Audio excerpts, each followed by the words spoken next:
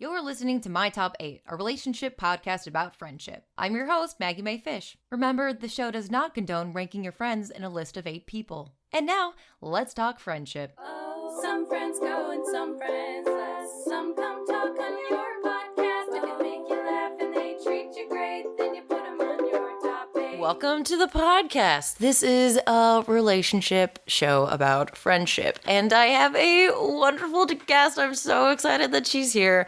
I don't know if friend crush is the right word, but I think it is. I had a friend crush on you, May, before we ever chit-chatted. Oh, that's so sweet. Yeah. It's so bizarre when people tell me that they've known about me, and then I'm like, oh, that's so you saw the bad stuff too then. That's really interesting. But anyway. That's great. I'm embarrassed. Well, I have a friend crush on you too, Maggie. Aw, great. Well, we're starting off on a good... Yeah, I heckin' loved your stuff. The daddies thing. I think that was the first thing that I saw again where I was like, wow, this is really pretty next level. I did not... And, the thing is, I thought you'd been around because I saw you on Cracked stuff, a while back, yeah. And I was like, oh yeah, Maggie, she's a big deal. And then I saw your YouTube channel is fairly small, and I was like, yeah, oh, that's super weird. but anyway, yeah. So I hope you get 100,000 subscribers and they all love you. Aww. Oh my goodness. I want some more haters. I feel like I'm still in the part where it's people who like me are commenting, and I'm only now just getting to the part where people are telling me that they will never watch my channel because I brought up queer kid stuff, and I was like, okay, goodbye. You should never have been here. Yeah. Well, it's not exciting until you get to kick people out. It's like a party, really, truly. It's a party. The second an asshole shows up, then there's conflict and drama, and then it's real fun. Ooh, I can't wait. You're getting me so excited, May. Oh, yeah, it's good. Well, this is a perfect transition. Just kidding, though. This is not a transition. May, I want to ask you, who would be on your top 8 if we were all still using the platform of MySpace? Okay. That's funny because I remember back when I had a MySpace. God, what a nightmare. Oh my goodness. I bet you decorated your MySpace to the 9s. Oh yeah. I mean, it was pretty intricate. It was this whole thing. I wonder if it's still up somewhere. I should not Google that. That would be so bad. That would be so bad to do. I bet mine is. I never deleted it. I remember when people were deleting theirs, and I was like, guys, I forgot my password 5 years ago. Yeah, it's too much work. No going back. Yeah. But anyway, my top 8. Okay. Well, my number 1 is YouTuber Skellyfish, who you know. We're best friends, and their name is Cove, by the way. Cove. Right. Yeah, I referred to them as their handle. Well, that's okay. That's Skellyfish, That's internet culture, right? We just all call each other by our handles. Oh my god, ew. I know, how impersonal, but yeah, Skellyfish and I go back years. Pretty much, we met on a film set. We were both. Oh. Yeah, I was DPing the student thing, and Cove was production designer. Aww. So we kind of worked together a couple times, and then just kind of hit it off from there. But we hang out a lot, and we do pretty much everything together. So a lot of the stuff that I've done, I completely owe to them. So yeah. What in your opinion, what makes Cove? Yeah. Skelly? Yeah.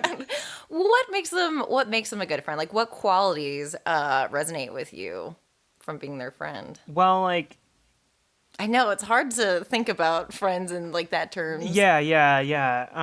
But I think that one of the big ones is this encouragement to be emotional, which was always something that Cove brought out in me, just telling me it's not just that it's okay to be emotional, but you should be emotional. And, why try to over intellectualize things when you can just say what you mean, Ooh, that's a different type of courage. Yeah. That's a really great gift to be able to bring that out in other people. Well, yeah, and so like whenever I send Kova a script or whatever for a video, I know that I can trust them with it because they're always like, okay, well, I feel like you're maybe over intellectualizing this bit, and you should just try to be more, what does this make you feel? How does this make you feel? Like, just tell me that, and then I usually get a lot better work out of that. So that's kind of a big thing. I love that. I feel like I am very emotional with my friends, almost too much. I think I am too now, maybe. Yeah. I don't know. It's good though. But anyway, yeah. It is good. We're too much. No. Okay, Cove has a very special place in your top 8. Yes. Yeah. Yes. My number 2 is a guy named Matt, who is another creative person I met in college, and Matt is a video artist. And cool. Yeah, he works in commercials now, so that's interesting. But yeah, that's the moneymaker. Yeah. But he's on the production side, so like right now he's got some gig where he's shooting something in the Chinese Sea or something. I don't know what the hell is going on there, but he's just like one day is like, yeah, I have to get on a boat. Like, I don't want to do it. What is this?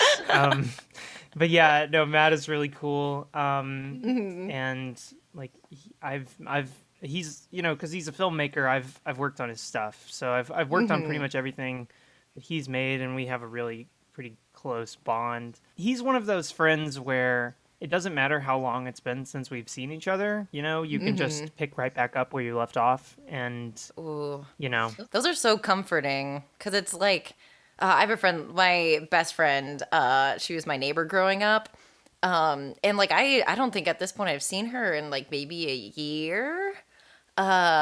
But yeah, I feel like every time you talk to those friends, it's like, oh, okay, I haven't changed that much. Yeah, you feel good about yourself. You realize at the core of it, you're kind of the same in a weird way. Yeah. Which is comforting because the world sucks, and like that is a constant change. So it's nice to feel like, oh, okay, who I am like intrinsically is like okay if this person's still talking to me. Right, after exactly. years. Well, and like I also think like the mundane flourishes of a friendship are really great. Like the thing I was saying about like going and getting coffee is like grounding. Like Cove and I go and get coffee like all the time, and it's like it's the highlight of every day, going and getting coffee or whatever. But I think that's kind of a core to a friendship. So like Matt and I, we used to watch like just like crappy horror movies, and we would just get together and watch crappy horror movies. And I still feel like years later, and me having like transition and stuff, like it doesn't matter what's going on or what the if anything's weird or whatever, it's kind of a lot to figure out. We can still get together and do that, and it's still fun. So like there's still that. So that's kind of great. I guess that's kind of the quality of our relationship too. Aww. Yeah, consistency. Consistency. That's key. Yeah. I feel like this is not like a unique to LA thing, but that is a thing lacking in many people out on this coast is consistency. Yeah, well, I kind of feel that way with a lot of like online friends where I feel like and a lot of them are in LA and a lot of them are busy, and I'm busy too, so I do it too. It's not like but they're kind of there 1 minute, gone the next, and then you forget about them, and then they come back months later, and you're like, hey, yeah. Oh, yeah, you, that, yes, oh, yeah, hi. Yeah, we were, like, close for 5 minutes, and then, you're not close anymore, and then suddenly they want to talk to you again, or you want to talk to them, and, but then there's also this, like, am I bothering them? I know they're busy, everybody's so busy that nobody wants to talk to each other because we're all so worried that we're busy. Right. Oh my God. Yeah. I like, there's a new friend that I made, and she like has a daughter. So every time I like want to hang out, I'm always like, oh my God, but like she has like a real priority in her life. Like, and I'm just like a friend who like wants to get coffee. You know, she's raising a human. So Yeah. I'm over here dicking around with cameras for a living, and they're over there with a literal human being. Like, it's like, yeah, I feel like I don't deserve your time. Your child deserves your time. yeah, exactly. Who am I? Well, and like it's kind of shitty to say this, I guess, but like a lot of my friends don't have kids because whenever, you know, in the past, whenever I've had a friend and then that friend ends up getting married or having kids or whatever, they just kind of like They disappear. they poof, go missing, you know? Yeah. It's like, I understand. It's like, you know, a child is like a little mafia that comes in and whacks you. That's get the it. most accurate description of a child I've ever heard. Yeah, but Just entire organized crime syndicate in Yeah. a single person. yeah, it's very good. Every time a baby is born, they're just automatically a member of the mafia, child mafia. But yeah, okay, top 8. To get back on the topic. Yeah. I guess my third friend would probably be my friend Megan, who's also trying her hand at video stuff. But Ooh. Megan is younger than me by a lot, and I feel like Megan is still kind of like one of those people where every time you meet them, they're still in that developmental kind of thing, you know, Yeah. where you know they're still growing and changing and, you know, struggling, and it's kind of nice in a this is maybe cruel, but in a very self-reflexive way. You know, it's very nice to have a friend like that because you can't help but think about yourself at that age and like the way that you were kind of moving through the world. Yeah, the friend that I brought up earlier, my neighborhood best friend, she's 3 years younger than me, which is, yeah, it's a weird comfort. Like, you get to be like a source of comfort for them, kind of like sibling-esque. Yeah. Looking up to is maybe a strong word. She knows I'm a terrible person. No, I'm kidding. She's seen me in very compromising situations, so that's a strong word. But yeah, I enjoy that dynamic. Does Yeah. that make us evil? No, I'm kidding. Yeah, well, I mean, you get to kind of feel like an older sibling. It's kind of what you're saying, you know, and so they look up to you, and then, you know, you admire them too for their struggling and whatnot, you know. And them being just like way cooler than you were at that age. Oh God, yeah. Oh my like I look God. back at myself at the same age as them, and I'm like, God, I was so embarrassing and ashamed all the time, and they're like great. Yes, and they're like, my sister's like gorgeous, and she's like figured out makeup, and she's a infinitely better dresser than I am. I can call her my sister, even though she's not my actual biological sister. Yeah. No, I mean, I totally feel that. But the weird thing is, like, if you ask them in 3 years what they think of themselves at this period in their life, they're gonna say the same thing, where they're like, "Oh, I was so embarrassing.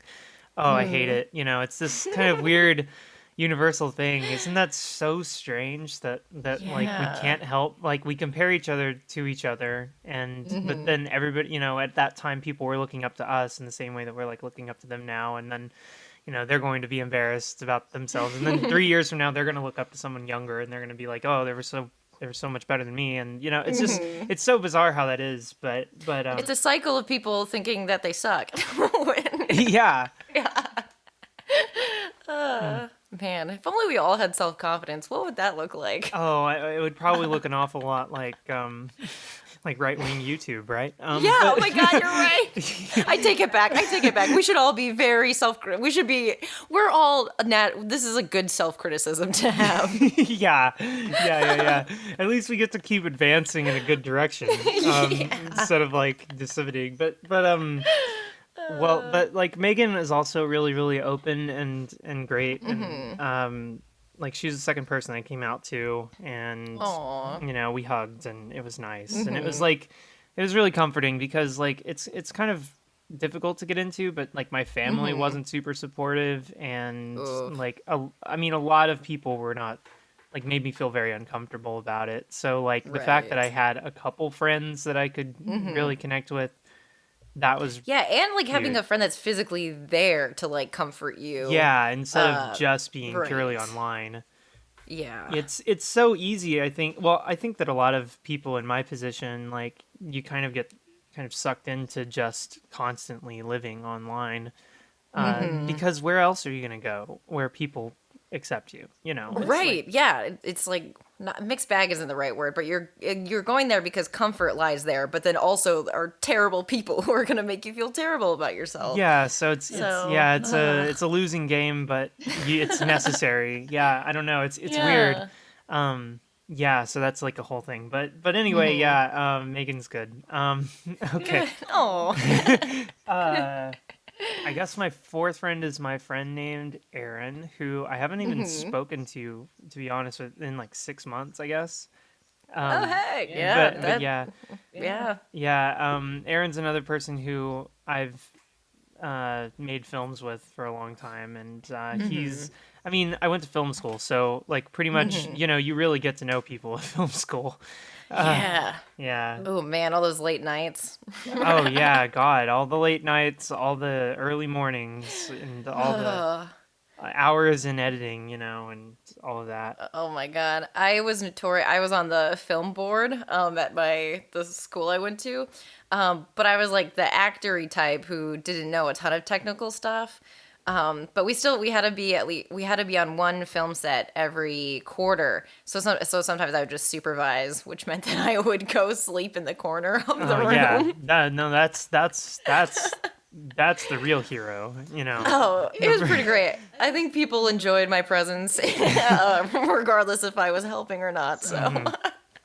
Well, like, I don't know. I kind of envy that, to be honest with you, because I always took these like big ridiculous roles because people expected a lot from me, So they were like, you're gonna be DOP for this thing that's gonna shoot for a week, and you're like, oh God. Yeah, every day, 8-hour to 10-hour days, and you're like, I hate my life, and then but then I get out of film school and I'm like, well, never gonna do that again, and then I end up working on YouTube videos for that exact same amount of time. Yeah. Like last week, I was shooting this video that I'm working on, and I've been working on that for 5 days straight, and it's like, we're back in film school. But anyway, Aaron, he's a musician. He's gonna move to South Korea, and oh my gosh, yeah, and be in a band, and that's really cool. Yeah, what I know. A life. Yeah, I know, and that's why we haven't talked to each other really, because he's been doing all this that stuff. But yeah, he's a cool guy, and they say it gets colder. You're bundled up now. Just wait till it gets older. That's a Smash Mouth. I don't know why I did God, May. Whoa. Deep cut. I'm kidding. Anyway, sorry. Oh no! Thank you for apologizing, because that was It was truly horrific. that was very shocking to hear, and I don't know how to recover from that. What do we do now? Oh no! Yeah. Okay. So that's, what is that? 4 people? Mm-hmm. That's 4. That's 4. Okay. God. Yeah. I should probably that now I have to start dipping into the online friends. Sorry, online friends, for thinking you're inadequate because I said it like that. But okay, but They know. No. Yeah, I mean, there's been a lot of people that have been really helpful to me, like just in the last few months. So like, there's this. I think her handle is Adequate Emily, but her name's Emily Lynch, and she's really good on Twitter. And we talk a lot just about transition-oriented stuff, and she's made me feel really, really comfortable. I think that's kind of just the core of that relationship, is just feeling comfortable, Yeah, comfortable in like in a safe space, a safe friend. Yeah. Because I definitely feel like I have friends who I would consider a good friend that I still wouldn't like go to with like deep, heavy shit. Yeah.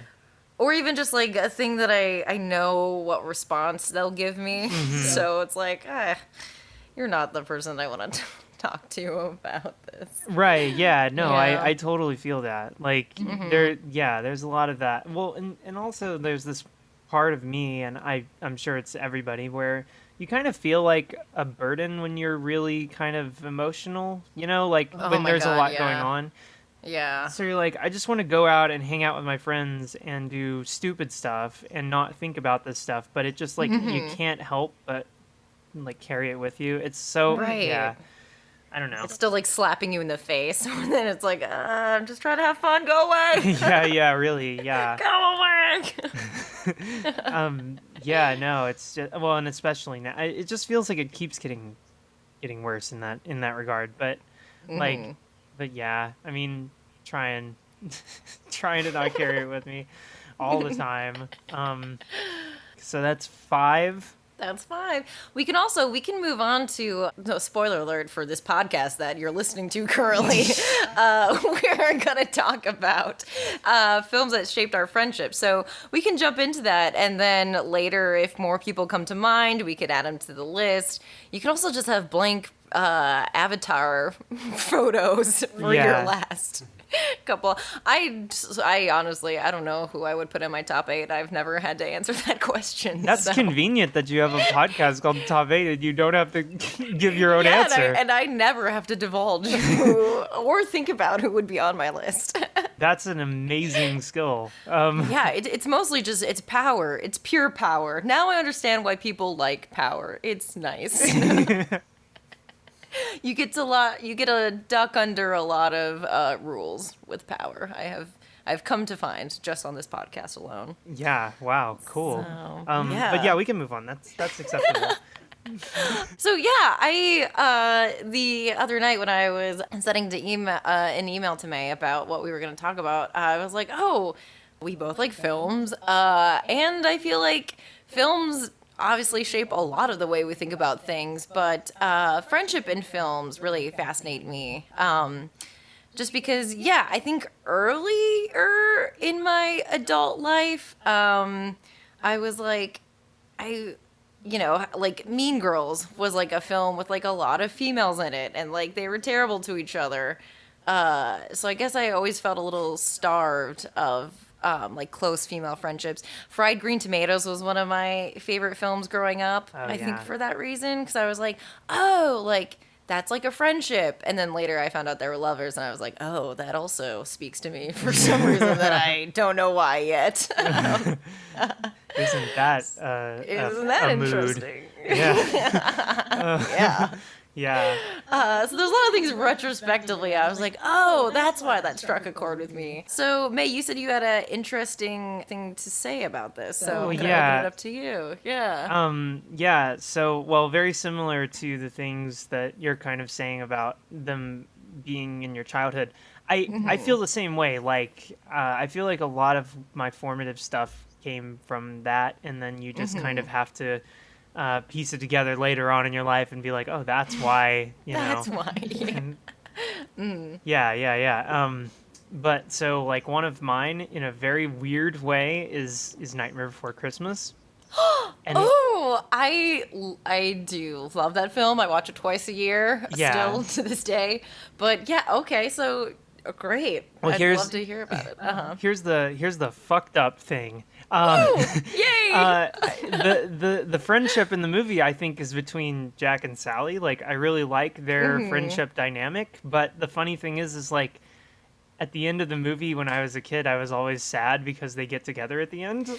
Yes, it always seemed like it came out of nowhere. Yeah. Like they just wanted a love song is kind of how I always thought about it. Even as a kid too, I was like, that feels weird. And no knock to the love song. Like, it's a pretty good emotional powerhouse of a song, but but like I form a lot of my kind of friendships in that way where it's like I feel like, everybody's kind of doing their own thing, and you're just, I empathize with Sally a lot, where you watch somebody like, over investing themselves in this big idea, and then it all comes crashing down, and then they realize they have to be true to themselves. It's like those themes and whatever. I relate to that, but at the end of the friendship, you don't want to, you don't want to kiss them. You just kind of want to. Right. It's like, oh, they were just my friend. Yeah. So I don't know. I feel weird about that movie in that sense, because at the end I'm always like, oh, they have to be in love, but and that's the moral of the story, is that you can't really have a friend unless there's sexual undertones. Yeah. It's a good right. No good. It's sure is. Isn't that the great, healthy message that to always have to end your friendships with love. But yeah, so that's one, and I guess the other one is in a very similar vein.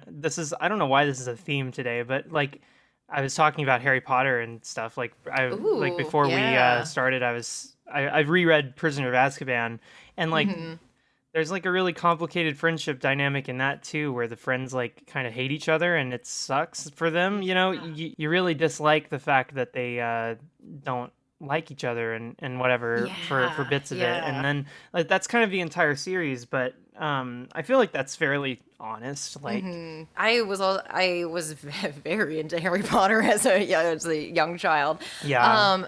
And I think especially the fifth book, when Harry is having his moment yeah, throughout that entire book. But it was like I remember like being that angry, just like abstractly angry at the world at points. And it resonated with me being like, oh, I could accidentally take this out on people who are my friends, and that would suck. Yeah. Because it's easy to do, and they're right there in your life, and you're closer to them than you are with your parents, most likely at that age. That was it was a very interesting look at friendship, because you want to root for all of them. And like, there's that scene where Hermione's like walking Harry around, the lake when him and Ron are in like a terrible fight. And I was like, man, that sucks. But also, like, I've been that angry at my best friend before, so. Yeah. Yeah. And, well, I think that those stories do a pretty good job of addressing that kind of very honest, like, thing about growing up and being angry with your friend and stuff like that. Things that you would say are of course my friendship is always great and everything like that, but that's not necessarily true. And Right. The books could have kind of directed the whole thing into everything's always perfect, but they don't, and I think that's good. But that's another weird situation. Well, there's two weird situations, because I think when Harry is really close with Hermione, like that's really pretty good. Like that, it feels like a very warm-blooded friendship, which I think is what we all kind of strive for in our friendships, is that kind of openness and whatever. Ooh, I like that phrase, warm-blooded friendship. Yeah, I really yeah. like that. Ooh. It feels human. Like you want that. Like this, like cold and distant friendships are they only make you feel bad. I think, but yeah. But the weird thing is, at the end, it's very similar to Nightmare Before Christmas, where at the end the cold-blooded friendship, which is Ron and Hermione, turns into the romance, and you're like, I mean, it's not to dog it. I'm rereading the books, so maybe it plays out better than I remember, but like it's just like it just seems like I just kind of would go for the more warm-blooded thing there than this like distant and kind of miserable friendship ending up as the romance. But hey, whatever. I'm probably wrong. Yeah, you're probably wrong. Yeah.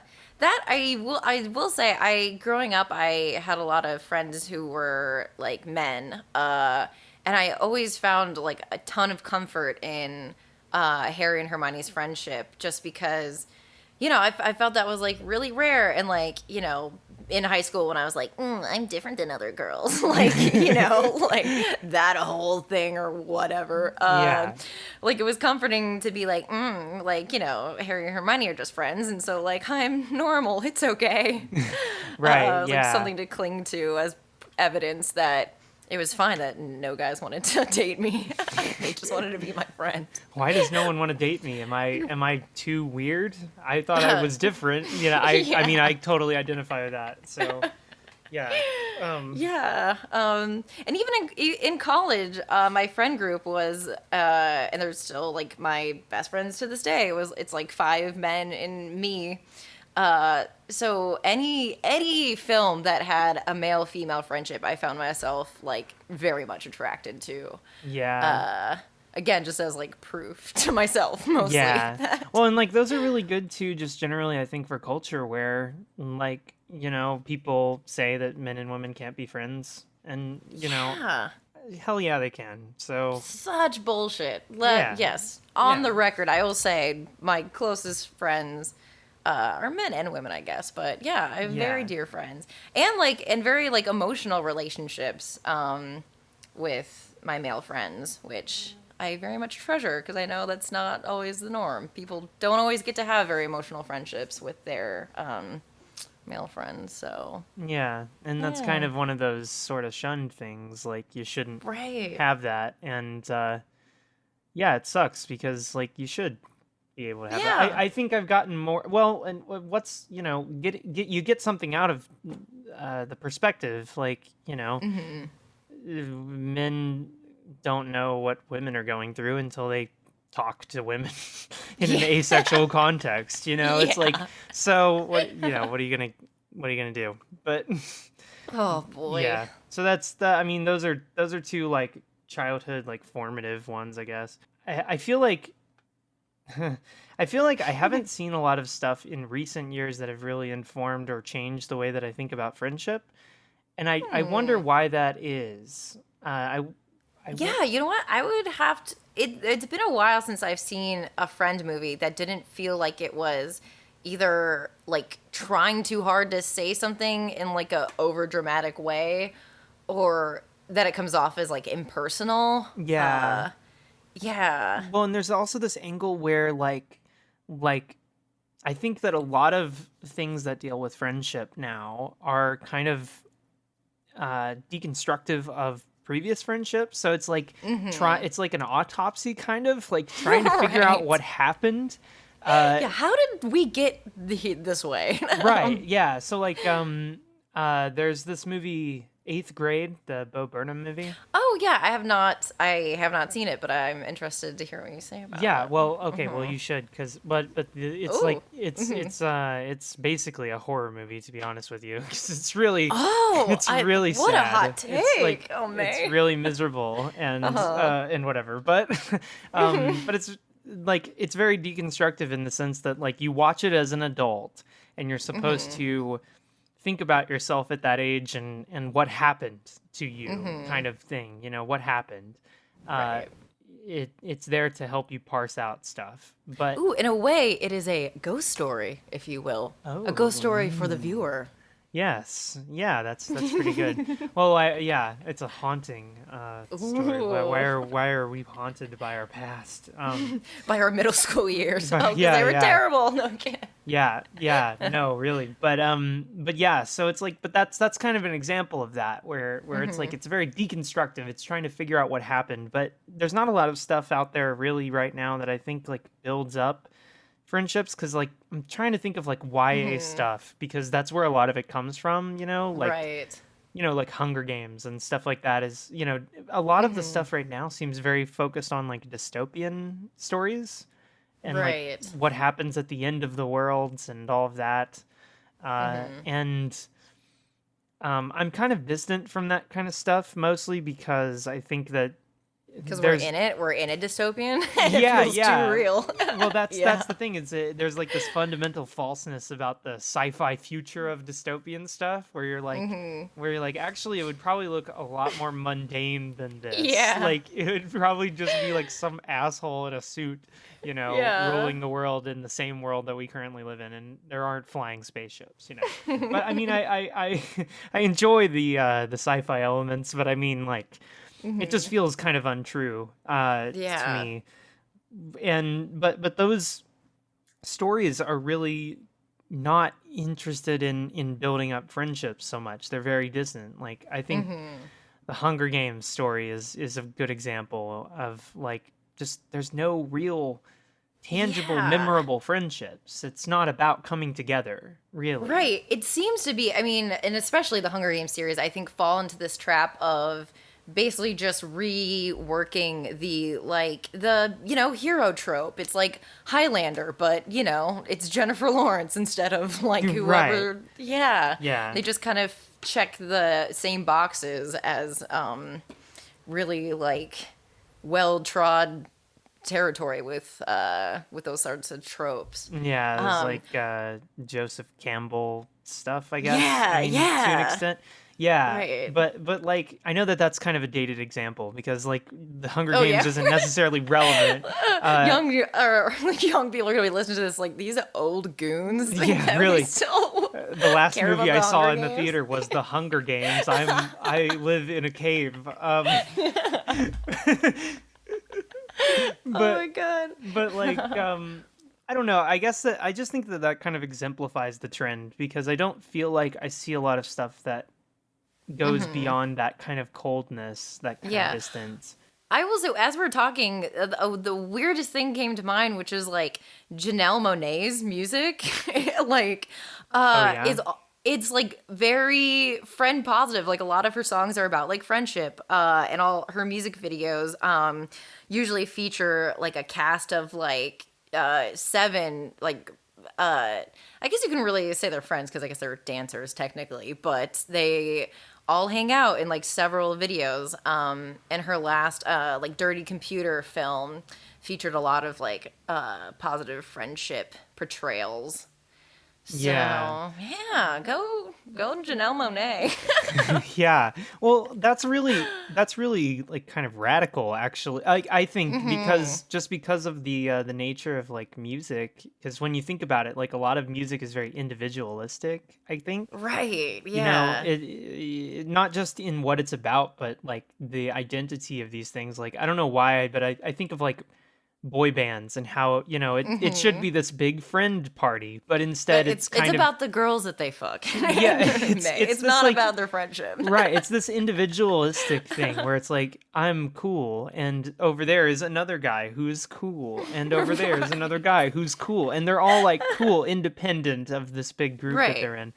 Yeah, and like I mean, I think rock bands and boy bands have a lot in common, really, because they're like, you know, just everybody's cool individually of the group. Right. Yeah, yeah. So I don't know. I think weirdly, I think that it kind of distances the way we think about these things. Like when you pay attention to this Yeah. sort of thing, it's not encouraging you to get together with your friends and be friends and be Right, or even be yourself because normal people hang out with their friends, and when your like music artists are, you know, singing about how like cool they are, like being alone and like, it's Yeah. like, oh, all right.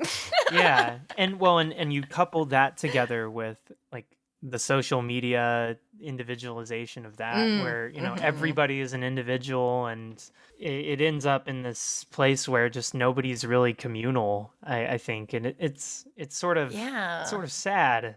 It is, not to get too depressing, but like communal groups online can often feel just not at all communal Oh because yeah. you don't know these people and there's always one terrible person, and no matter like what group you're a part of, not our Slack group, but like but just any sort of like community that you can go seek out online, like inevitably there's a terrible person in there for just some reason. Right. And it ends up distancing everybody from everybody because you're just Yeah. like, I don't want to be in there. I don't want to interact. And then you end up Right. shutting off interaction and shutting off friendships and then hiding. Like we just always hide, it seems. I don't know. Yeah, because it can feel so much safer than, you know, being vulnerable in a group where one person's going to make you feel terrible about yourself. Right, so exactly. And I think that why bother? yeah. Well, and vulnerable is like a really good word for that because I think that friendships are kind of built on that, you know, being vulnerable thing. And if you don't feel safe being vulnerable, you know, you can't engage Yeah, in a friendship way. Yeah. Yeah, and like vulnerability is such an important part of a friendship that also has almost no place like online. Like Yeah. you being vulnerable online is like opening yourself up to just being ripped to shreds, whereas like a friendship is based on vulnerability. That's how you connect with someone on a different level. So Right. Yeah. figure that out, Zuckerberg. Yeah, and we all Um. we also simultaneously like live this Instagram life where it's like we show the world what we want them to see, this like we're always beautiful and we're always, We are always beautiful, May, I mean, though. it's Just you and true. me. We're always beautiful. It's, well, you're speaking about other people, obviously. right, definitely. I mean, your Instagram is a joy. Yeah, I mean it's a beautiful thing. But yeah, and like well, like, yeah, we like censor the bad stuff, which is not truly vulnerability, so I don't know. Right. And we're also, I We're- think we're yeah. also kind of scared to be wrong and scared to kind of be Yeah. bad or to come across that way, which is, kind of It's, kind of unfreeing in a way. I mean, yeah. I don't know. I do think like the ability to grow is such like an undervalued, like I love someone that can look at themselves and be like, oh, that was a shitty thing that I did. I would like to never do that again. Right. Because I mean, yeah, just even looking at me in middle school, like what I thought the right thing to do was versus like now is a very Yeah. different person. I hope everyone looks back at their past self and is like, oh, Yeah. It kind of goes with the thing we were saying about appearance and like looking back at your appearance. I mean, it all kind of comes together. You just like you cringe at the person that you were. You like to think that you're a better person now. right, yeah. Yeah. I mean, well, so like I grew up in Texas, so and not Austin. Not cool Texas. Not the cool Texas. No, like That is the one thing I know about Texas is that like Austin is like the cool part, and then from then on it's like wild country. yeah. Other than that, it's like a shithole. So like I've lived in the shithole areas, and like my whole family's been very right wing, and a lot of my friends growing up were right wing, and so you don't know that there are other things out there and like other Right. ideas of the ways of living. So you grow up being kind of an asshole and you don't realize it, Yeah. until Yeah. like finding social media and stuff like that really changed everything, because then you realize what these other ideas are and you're like, actually I align with these ideas. Yeah, like, I just oh, didn't know that. shit. Yeah, I just didn't know that they were ideas. I didn't know that they were Right. things that people thought. Yeah, or So- like my version of being kind, like could have actually been hurting someone. Like Right. when I was like young and like growing up in a Catholic school, like what I thought like the nice, like my nice big ideals, like probably didn't apply to everyone I was thinking it would help. Right. Yeah. It's a weird weird thing about growing up, but we're growing up in this really pretty good time, I think, where we are all kind of connected, but we run into that problem of just not connecting with people, really. Right. Like, Yeah, we 'cause there connect was with still ideas, but Yeah, we connect with ideas and we connect with people's like projection of who they are. right. Oof. Nah, didn't mean to make this podcast a bummer. No kidding. I'm just talk carrying about I'm carrying this cloud over me today. I just every topic I come up with ends up, well, everything sucks. Anyway, Anyways. yeah, so far I've shit on Nightmare Before Christmas, Harry Potter, and all of the internet. check, and check. We checked all the boxes. Yeah. Well, I'll do a couple quick rapid fire questions. Okay. May, when was a time that you were a very good friend? That like a gold star friend moment for you? Oh, geez, gold star friend moment.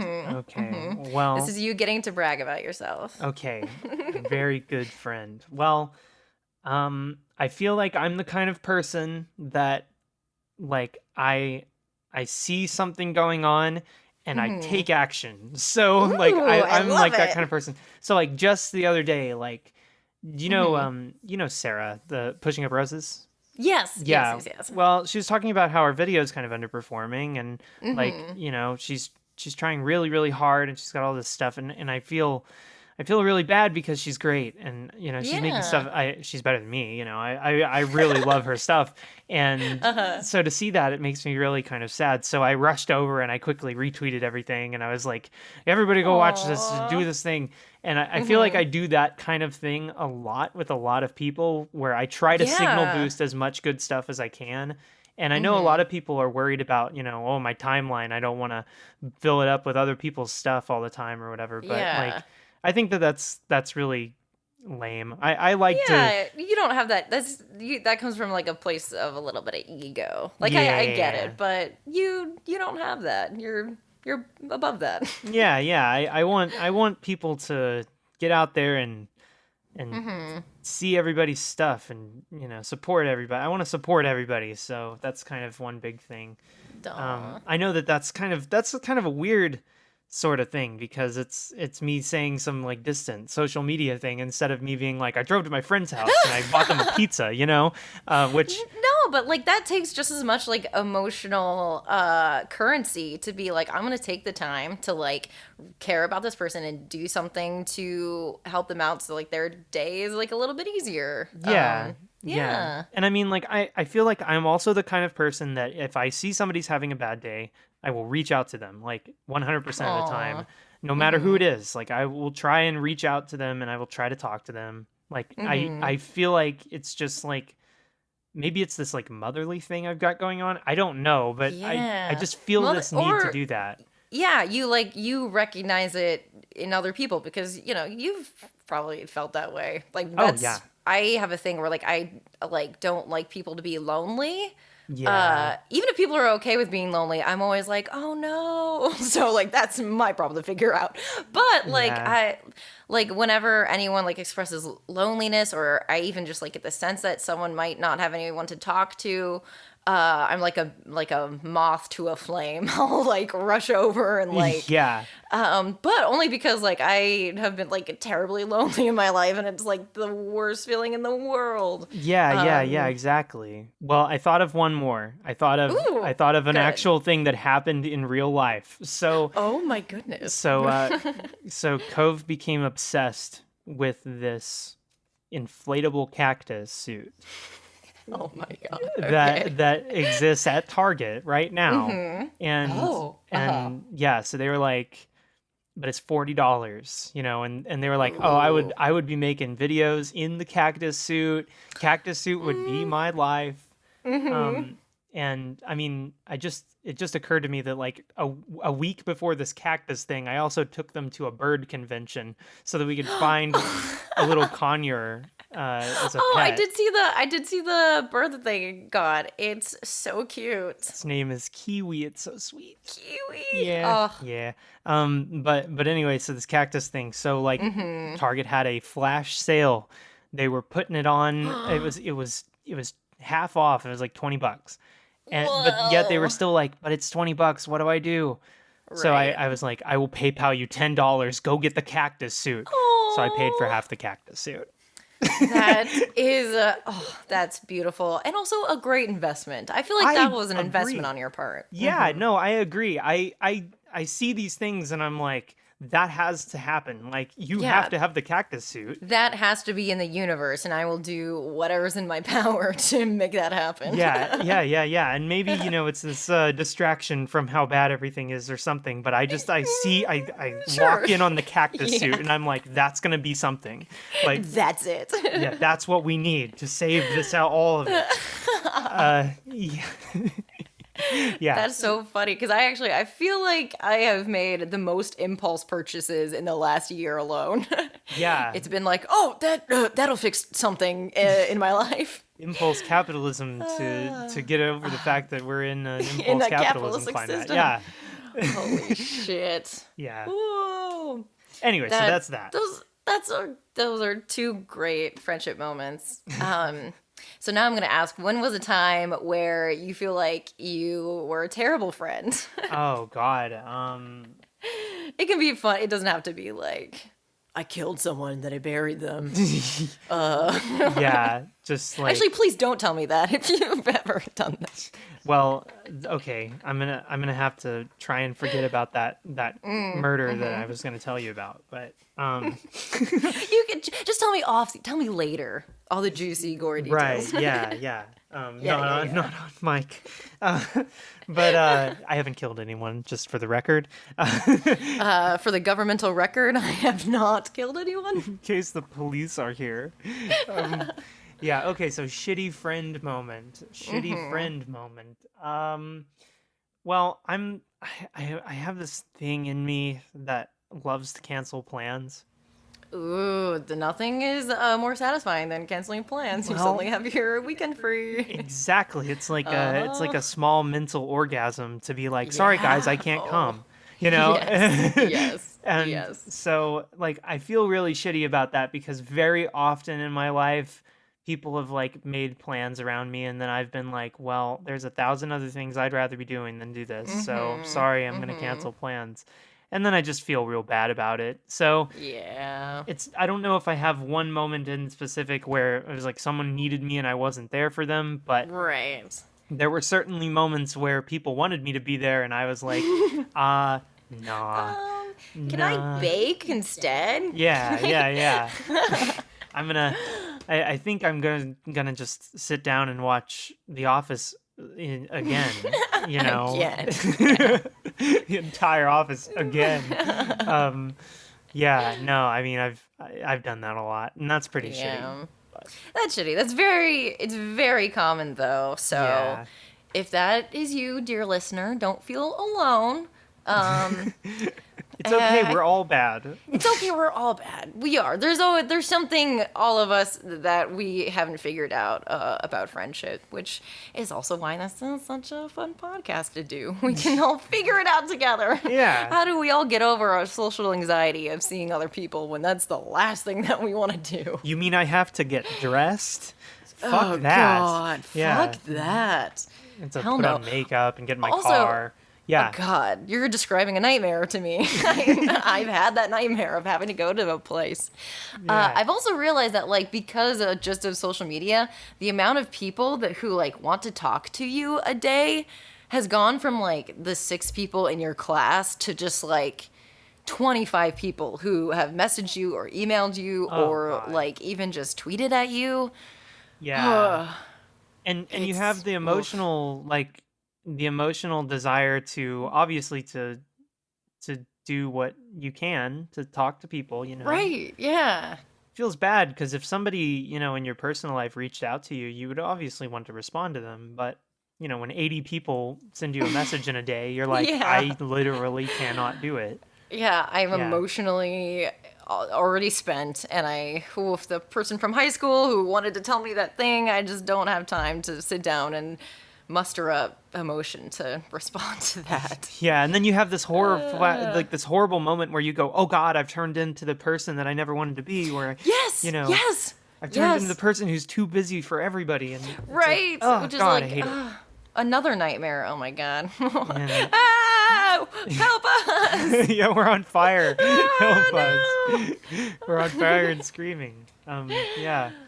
All right, so now that we talked so much about what makes good friends, and you and I have acted as friends, let's now fight to the death about who would win in a friend battle. I'm going to go first, and I picked Ash and Pikachu. Which I almost didn't pick because I don't really know if Pikachu counts as a person or That's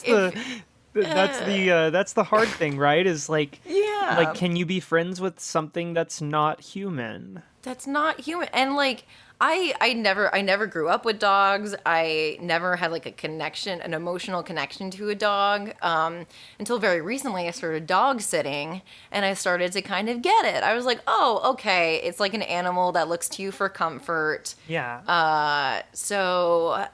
But still, to me, I never feel comfortable putting friendship with animals on the same level as friendship with human beings. Yeah, no, that makes sense.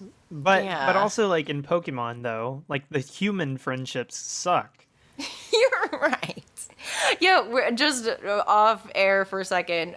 May and I are discussing how like Ash and Misty are so like antagonizing towards each other, and like we get it, they have a crush on each other, but they're mean. They like diss each other. Like they both think that the other person's the stupidest person in the world, and they make it like very clear. Yeah. So if like that's the friends you're surrounding yourself with, like of course Pikachu is gonna be the best part of your day, because Pikachu accepts you for who you are and helps you in every instance. But yeah, and he cheers you on. But like also I will say they do give the Pokemon like a very rich and emotional life, so they do kind of feel like people. Pikachu's goodbye still to this day will like make me cry. Oh yeah. Oh boy. But yeah, like, you know, they're there for each other.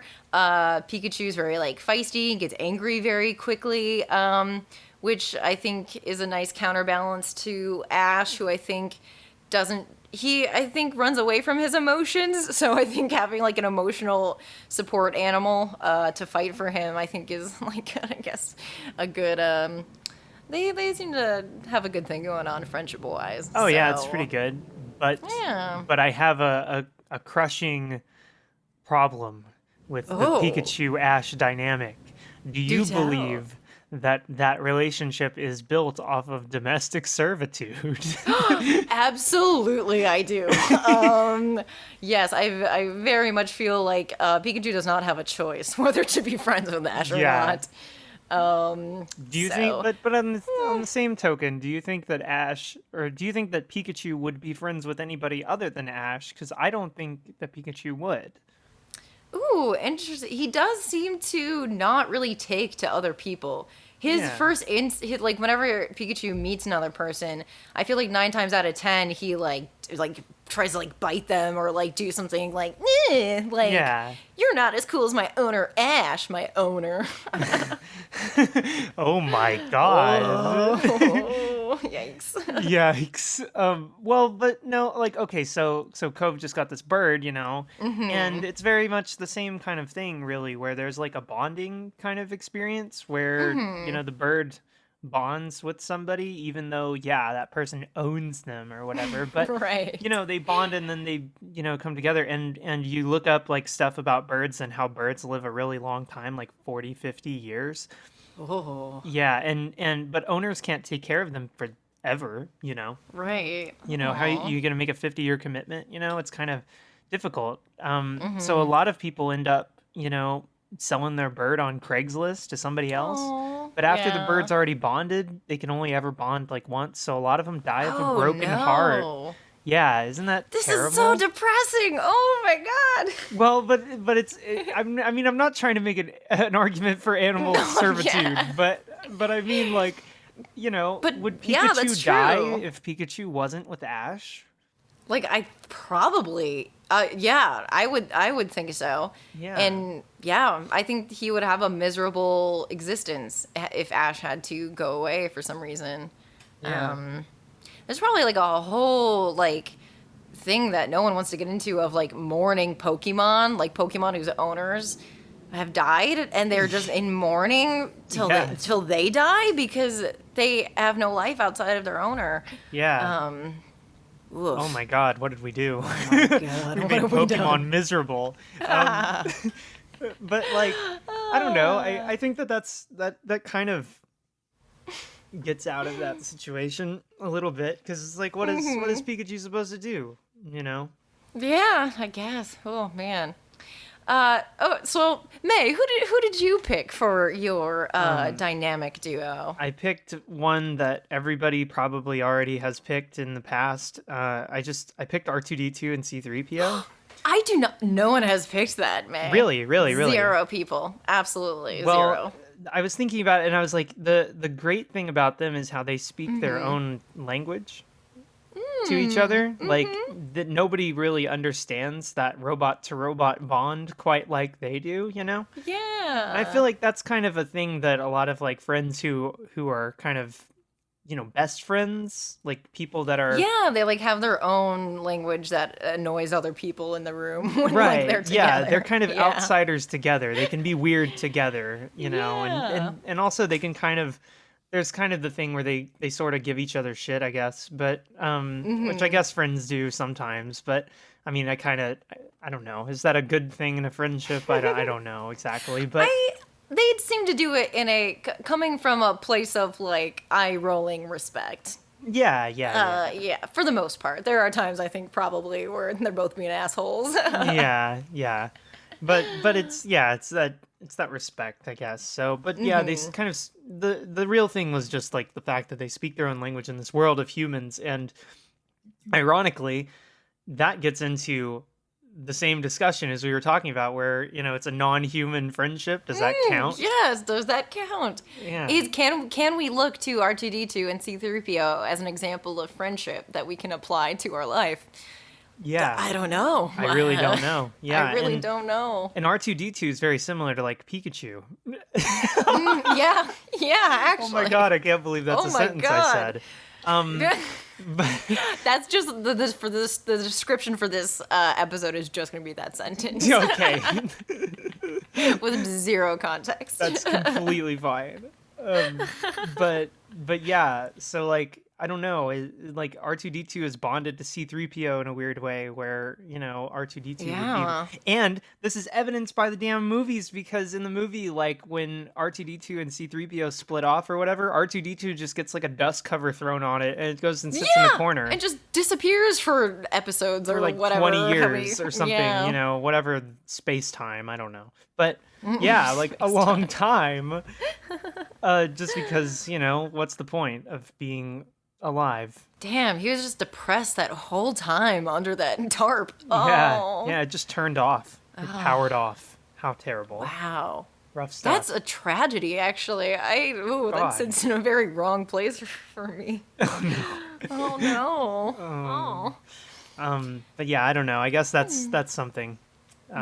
Even though they're not humans. We'll leave it to the viewers. Do you guys what can we glean from non-human friendships? Like, what does that help? Is it just funny? I don't know. Yeah, is friendship a thing that can exist beyond the confines of human experiences? Right. Or should there be a different word? The more episodes I do, the more I very much think that we should have different words than just like friend, or I guess we have acquaintance, but that feels so dissy. Like, Yeah. we should be able to describe different types of friendships. Yeah. Because, being friends with your dog is very different than like being friends with your mom. Right, Those yeah. are two vastly different. Yeah, well, I kind of take qualms with the term best friend, because it applies that there's like this, quantified way that we talk about friendship, where this Right. friendship is the best one, and Right, it's it's like, okay. it's but not you just- really, it's not really a best friend. It's like a bonded friendship, or something like Right, that. There's like yeah. some specific bonded thing, but it's not. You're not saying this friend is the best and fuck you all, like, I don't know exactly, you all. but yeah. Yeah. Well, in a future episode, I want to do an episode where I just get 5 guests and all of us just sit down and make up new words for all of the stuff that I we're like uncovering. this. That's very good. I am preemptively inviting you to be part of my friend council, where Okay. we're gonna fix the way we talk about friendships. I love it. I'm down. Yeah. Let's do it. Great. Well, on that note, I want to thank you so much for joining me. This was such a delight to hear your life experience about friendships, and hopefully, other people listening will feel not so alone when they think about their own friendships in their life. Yeah, well, it was an absolute Yeah. joy, and I'm glad to be here. Good. Where can people find you, May? Give your connects, your handles, your your social media presence. My my license plate number, my social security number. Your social security number. Yes. Where can we find you in the finance databases? So I'm Nyx Fears on YouTube and at Nyx Fears on Twitter, and I'm Twitter. That was the cutest way I've ever heard anyone say Twitter. Twitter. Twitter. That hellhole where everyone's screaming. Twitter. Anyway, that's me. I've got a new thing coming soon, I guess. I'm on Patreon. It's the same handle. It's just Yes. So. Yes, you should absolutely please visit all of Nyx's things. Look at her Patreon. I love all of your videos. I watch them all. Especially because I do not like seeing movies in the theater unless someone has told me about them. Oh, yeah. So when I saw your tweet about Mandy, I was like, oh, okay, I can go see Mandy. Did you go see Mandy? Not yet, but I am excited. Get ready I'm very for a excited. holy shit experience. Truly. I really can't wait. And honestly, yeah, your tweet made me very excited about it. So It's also horrifically violent, so I hope that's okay. you know what? The older I get, the more into violence I am, and truly. And I hated horror growing up. I was very sensitive, so like I would have terrible nightmares. But the older I get, the more I'm like, oh, no, the world is terrible, and we should make films that highlight just how awful we can be as humans. It makes sense. Hence the horror Yeah. drama. Yes. Totally. But anyways, yes. If you haven't, please check out her stuff. I look to her for recommendations all the time. And you're a lovely human. You're a delight. You're so sweet. I love you, Maggie. You're so good. Anyway. You're so good. Anyway. Yeah. Okay, guys, we're just gonna talk. We're gonna turn this off, and then we're gonna talk another hour about how we have crushes on each other. Well, thanks for joining, guys. Bye. Bye. Thanks for listening to My Top 8. I'm your host, Maggie May Fish. If you like what you heard and you want to help me bring you more, head over to patreon.com/Maggie May Fish, where you can support the show. And check out patreon.com/smallbeans, where you can support my wonderful friends who help make this show possible. Find me on Twitter at Maggie May Fish, and let me know your thoughts on friendship. Until next time, goodbye, friends.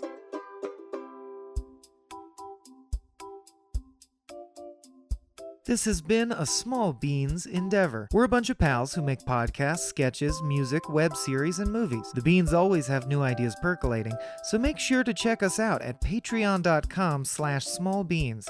That's patreon.com/smallbeans, where you can browse all of our current and past content, see what we've got planned in the future, and learn how your support can help the small beans grow into huge, giant monster beans.